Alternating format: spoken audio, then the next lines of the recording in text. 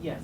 I was wondering, just to turn off, just for, I was wondering, I know that you've written in the book of Paul Wolfowitz, I believe, to become president of the World Bank, and I was wondering, what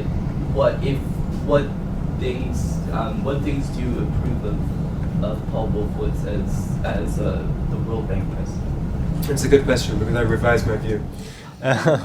I started out when he was first named by sort of pushing back against the people who said, "Oh, this is a complete disaster."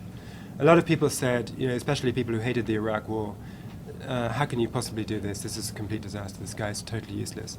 And my view was, look, well, relative to some of the past World Bank presidents, who knew nothing at all about development. I mean, Barbara Conable, when he was appointed in 1986, actively campaigned not to get the job because he was completely uninterested in development, knew nothing about it, didn't want to know anything about it. And he was sort of arm-twisted into the job, which is sort of, the most extreme example of perversity. But there were most of the World Bank presidents who have come into the job haven't actually known a whole lot about development. And Paul Wolfowitz, at least, had been the US ambassador in Indonesia. He'd lived in a developing country. He'd been a very good ambassador in Indonesia. He'd learned to speak some of the language. He'd kind of really made an effort to get to grips with the culture. And so he had that going for him.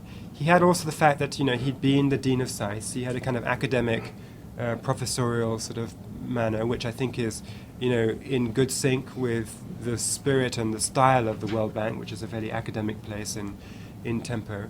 And also he had this interest in development, in the political side of development and corruption.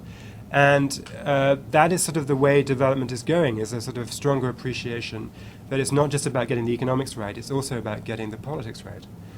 So I kind of made these defense arguments of Wolfowitz. And for the first few months when he was there, my friends who were in senior positions at the bank would say, yeah, he seems to be doing pretty well. He's interested, with Jim Wolfenson, if you disagreed with him too much, he was likely to sort of, blow up, or you wouldn't be asked back to see him. He didn't really want to be contradicted.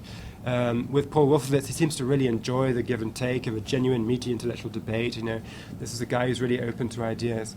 But then about 4 or 5 or maybe 6 months into his tenure, maybe 4 or 5, he was still sort of having these discussions with people and, saying, yes, that's very interesting when they disagreed with him.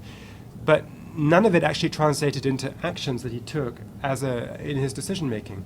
He was extremely slow to fill senior positions, very indecisive about how to do it.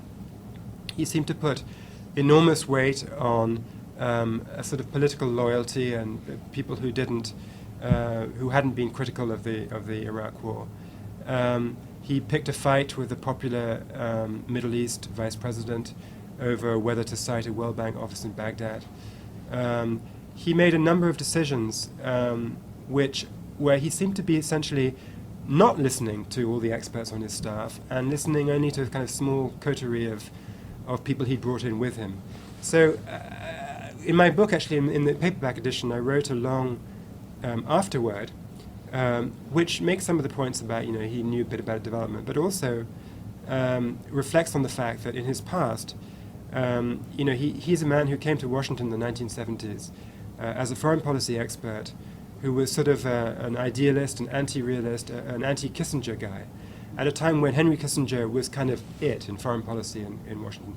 Henry Kissinger's sort of realism dominated all the government agencies, and so Wolfowitz sort of learned to be an insurgent, a policy insurgent, who disregarded as a point of pride the conventional wisdom coming out of the big agencies. And I think that's sort of a part of the story about the Iraq War. The CIA says it's a bad idea. Well, that's because they're an establishment agency, and we'll go find our own people who, who are sort of Iraqi exiles living in Michigan, and they will tell us it's a good idea, and we'll believe them instead. There was this sort of systematic non-trust in the kind of establishment expertise, and I think that's come up again at the World Bank. The expert staff hasn't been listened to as much as it should have been, and there's been too much listening to sort of the kitchen cabinet of like-minded people.